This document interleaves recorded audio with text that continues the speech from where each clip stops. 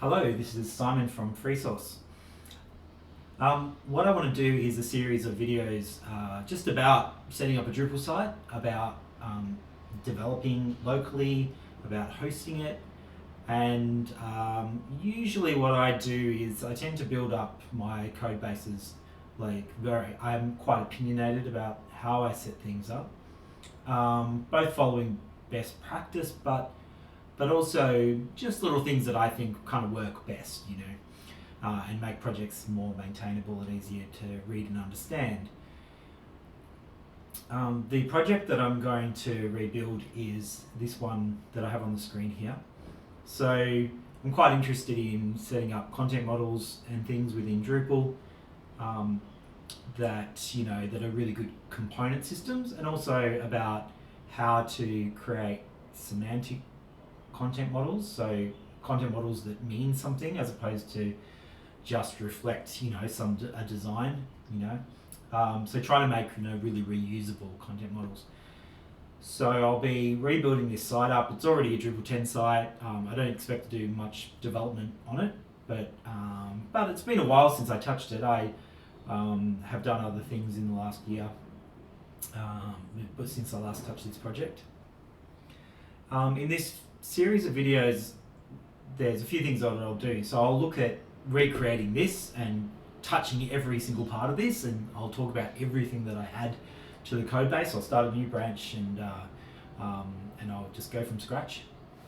There's a few other things that I'll talk about throughout the video series. I use this Drupal Slack. This is going to be a fairly long series, and one of the best resources that you can have for Drupal is probably the Drupal Slack, if you're like me and you like to socialize with people. Now that's becoming replaced with ChatGPT, but ChatGPT kind of has sort of issues with Drupal because Drupal is kind of a bit more niche but it changes a lot. So you'll ask ChatGPT something and its answer will be a few years old, and part of the answer will smell correct, but it is not quite right. So look, at the end of the day, talking to colleagues, talking to community is really important. So I just wanted to highlight the Drupal Slack.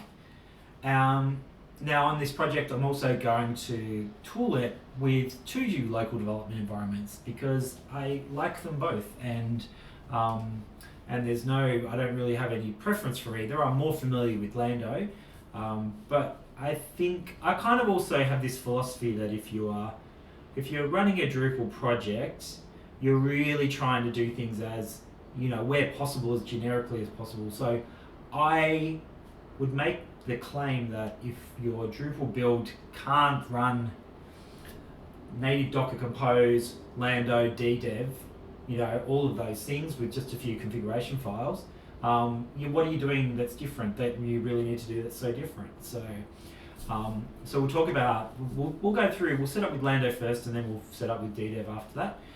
And also from a hosting point of view, I've used a lot of hosting platforms. I think Platform.sh is probably the best one to go with. I don't really enjoy using Acquia, so I'm not going to do it.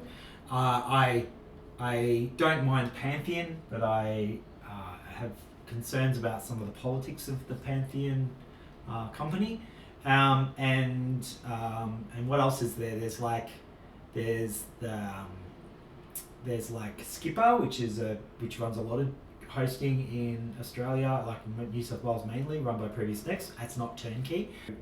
GovCMS is another one, or Amazy Lagoon. So Amazy Lagoon, which runs the Department of Finance, the Federal Department of Finance hosting.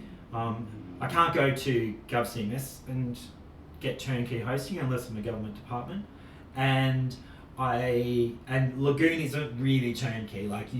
It's definitely worth considering if you want to run a lot of sites to go and talk to. But in terms of turning on one site, I'm not going to do that in this video. And then there's maybe Ironstar as well, which is another Australian owned hosting platform. Also not really turnkey. So I could have a chat to Mike and set that up, and maybe I can do that in a bonus video. But look, so my focus really is going to be on Platform.sh, but I'm not going to dwell on it too much. I'm not here to advertise Platform.sh.